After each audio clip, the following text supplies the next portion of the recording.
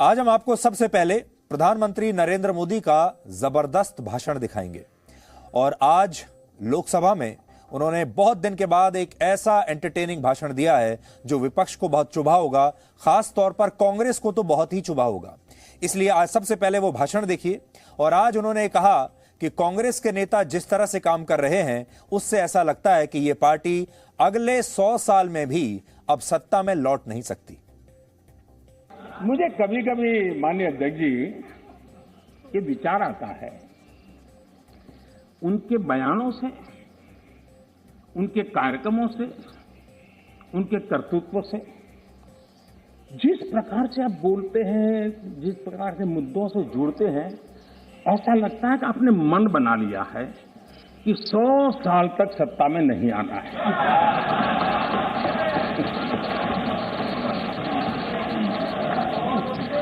कोई ऐसा नहीं करता जी। थोड़ी सी भी आशा होती, थोड़ा सा भी लगता हाँ यार देश की जनता फिर से फुलहार करेगी, तो ऐसा नहीं करते। और इसलिए खैर अब आपने ही तय कर लिया है 100 साल के लिए, तो फिर मैंने भी तैयारी कर ली है।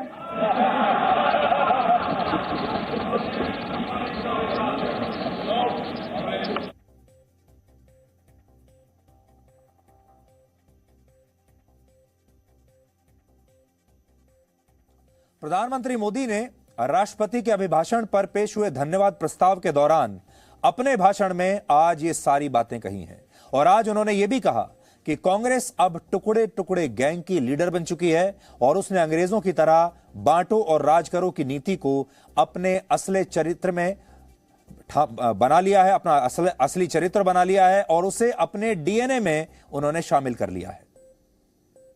कांग्रेस को हमेशा से इन बातों से नफरत रही है। विभाजनकारी मानसिकता उनके डीएनए में घुस गई है। अंग्रेज चले गए, लेकिन बांटो और राज करो ये नीति कांग्रेस ने अपना चरित्र बना लिया है। और इसलिए ही आज कांग्रेस टुकड़े टुकड़े गैंग की लीडर बन गई है।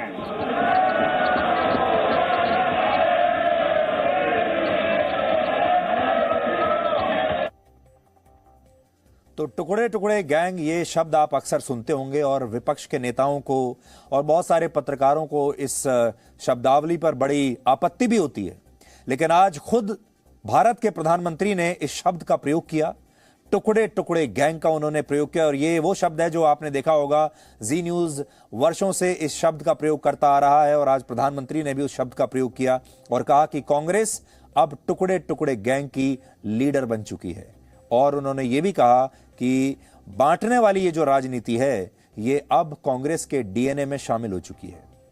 प्रधानमंत्री ने देश के पहले प्रधानमंत्री जवाहरलाल नेहरू के लाल किले से दिए उस भाषण का भी आज जिक्र किया है, जिसमें उन्होंने कहा था कि भारत में महंगाई कई बार इसलिए बढ़ जाती है क्योंकि हमारी अर्थव्यवस्था को दुनिया में चल रहे संघर्ष भी प्रभावित करते हैं। किसी और देश में अगर कोई चीज महंगी होती है तो उसका असर भारत पर भी पड़ता है। तो आज प्रधानमंत्री नरेंद्र मोदी ने कहा कि मेरे भाषण में मैं आज जवाहरलाल नेहरू के बारे में बहुत सारी बातें करूंगा। तो सुनिए आज उन्होंने क्या कहा। महंगाई पर कांग्रेस के राज में पंडित नेहरू जी ने लाल किले से क्या कहा, वो जरा आपको मैं बताना चाहता हूं। पंडित नेहरू देश के पहले प्रधानमंत्री लाल किले से बोल रहे हैं। देखिए, आपकी इच्छा रहती है ना मैं पंडित जी का नाम नहीं बोलता हूं, आज मैं बार बार बोलने वाला हूं।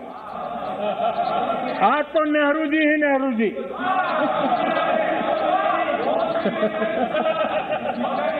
मजा लीजिए। आज आपके नेता कहेंगे मजा आ गया।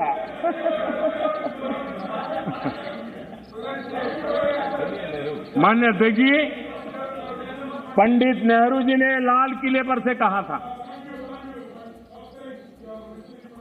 और ये उस जमाने में कहा गया था तब ग्लोबलाइजेशन इतना नहीं था, नाम मात्र का भी नहीं था। उस समय नेहरू जी लाल किले से देश को संबोधन करते हुए क्या कह रहे हैं? कभी कभी कोरिया में लड़ाई भी हमें प्रभावित करती है। इसके चलते वस्तुओं की कीमतें बढ़ जाती है। इति नेहरू जी, भारत के पहले प्रधानमंत्री। कभी कभी कोरिया में लड़ाई भी हमें प्रभावित करती है। इसके चलते वस्तुओं की कीमतें बढ़ जाती हैं और यह हमारे नियंत्रण से भी बाहर हो जाती है। देश के सामने देश का पहला प्रधानमंत्री हाथ ऊपर कर देता है, हाथ ऊपर कर देता है। आगे क्या कहते हैं? देखो जी, आपके काम की बात है। आगे कहते हैं, पंडित नेहरू जी आगे कहते हैं,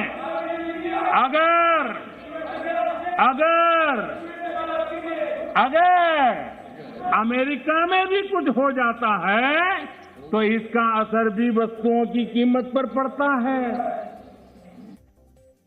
तो आज प्रधानमंत्री मोदी फुल फॉर्म में थे। आप ऐसा समझिए कि क्रिकेट की भाषा में कहें तो आज उन्होंने 20 ओवर के मैच में डबल सेंचुरी मार दी और उन्होंने आज पहले ही कह दिया कि आज तो नेहरू ही नेहरू रहेंगे मेरे भाषण में। और यह भी कह दिया बाकी के लोगों को, वहां पर बाकी सांसदों को, कि आज आप पूरा मजा लीजिए।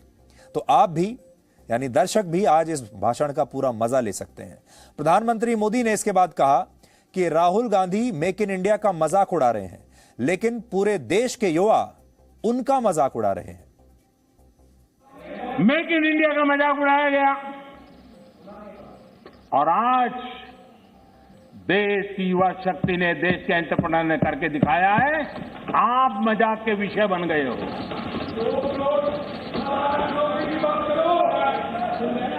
और मेक इन इंडिया की सफलता आप लोगों को कितना दर्द दे रही है, ये मैं भली भांति समझ पा रहा हूं। माननीय अध्यक्ष जी, मेक इन इंडिया से कुछ लोगों को तकलीफ इस बात के लिए है क्योंकि मेक इन इंडिया का मतलब है कमीशन के रास्ते बंद। मेक इन इंडिया का मतलब है भ्रष्टाचार के रास्ते बंद। मेक इन इंडिया का मतलब है तिजोरी भरने के रास्ते बंद। और इसलिए मेक इन इंडिया का ही विरोध करो। भारत के लोगों के सामर्थ्य को नजरअंदाज करने का पाप, देश के लघु उद्यमियों के सामर्थ्य का अपमान, देश के युवाओं का अपमान, देश की इनोवेटिव क्षमता का अपमान। माननीय अध्यक्ष जी, देश में इस प्रकार का नकारात्मकता का, निराशा का वातावरण, खुद निराश है, खुद सफल नहीं हो पा रहे हैं। इसलिए देश को असफल होने करने के जो खेल चल रहे हैं, उसके खिलाफ देश का नौजवान बहुत जाग चुका है, जागरूक हो चुका है। तो आपको याद होगा, राहुल गांधी ने अभी हाल ही में लोकसभा में अपने भाषण में कहा था कि मेक इन इंडिया तो भारत में चल ही नहीं सकता। उसी का जवाब प्रधानमंत्री मोदी आज दे रहे थे। और प्रधानमंत्री मोदी की आज फायरिंग रेंज में बेसिकली पूरी कांग्रेस पार्टी थी और खास तौर पर गांधी परिवार था। प्रधानमंत्री मोदी ने आज यह भी कहा कि अगर कांग्रेस ने वाकई गरीबी हटाई होती तो देश का गरीब उसे सत्ता से कभी नहीं हटाता। उन्होंने देश के गरीबों को खुददार बताते हुए कांग्रेस को आत्ममंथन करने की आज सलाह भी दी है। इस देश का गरीब इतना विश्वासघाती नहीं है कि कोई सरकार उसकी भलाई के काम करे और वो फिर उसको ही सत्ता से बाहर करे। ये देश के गरीब के स्वभाव में नहीं है। आपकी ये दुर्दशा इसलिए आई क्योंकि आपने मान लिया था कि नारे देकर के गरीबों को अपनी चुंगाल में फंसाए रखोगे, लेकिन गरीब जाग गया, गरीब आपको जान गया। इस देश का गरीब इतना जागरूक है कि आपको 44 सीटों पर समेट दिया। 44 सीट पे लाकर के रोक दिया। कांग्रेस 1971 से गरीबी हटाओ के नारे पर चुनाव जीतती रही थी। 40 साल बाद गरीबी तो हटी नहीं, लेकिन कांग्रेस सरकार ने नई परिभाषा दे दी। माननीय अध्यक्ष जी, देश के नौजवानों ने इन बातों को जानना बहुत जरूरी है।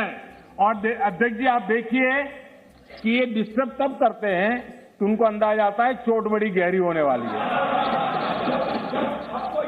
उनको मालूम है कि मुसीबत में फंसे हैं आज।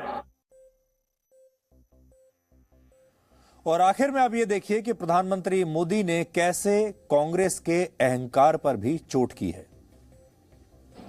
माननीय अध्यक्ष जी, सवाल चुनाव नतीजों का नहीं है, सवाल उन लोगों की नीयत का है, उनकी नेक दिली का है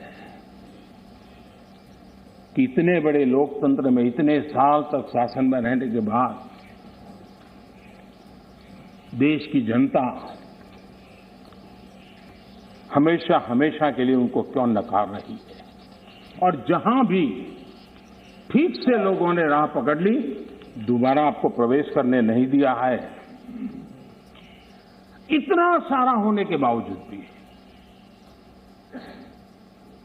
हम तो एक चुनाव हार जाए ना, महीनों तक न जाने इकोसिस्टम क्या क्या करती है।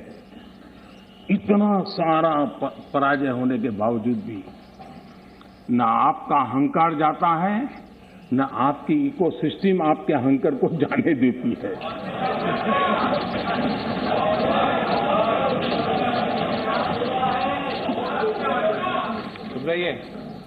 इस बार अभिरंजन जी बहुत सारे शेर सुना रहे थे।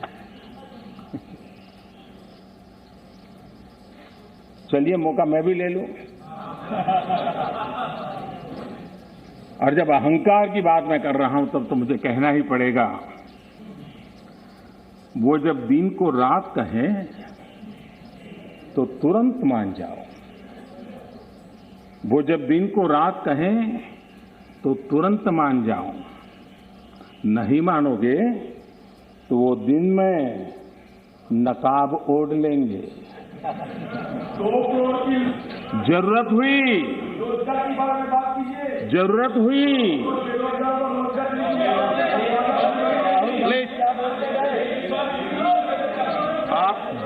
हुई तो हकीकत को थोड़ा बहुत मरोड़ लेंगे।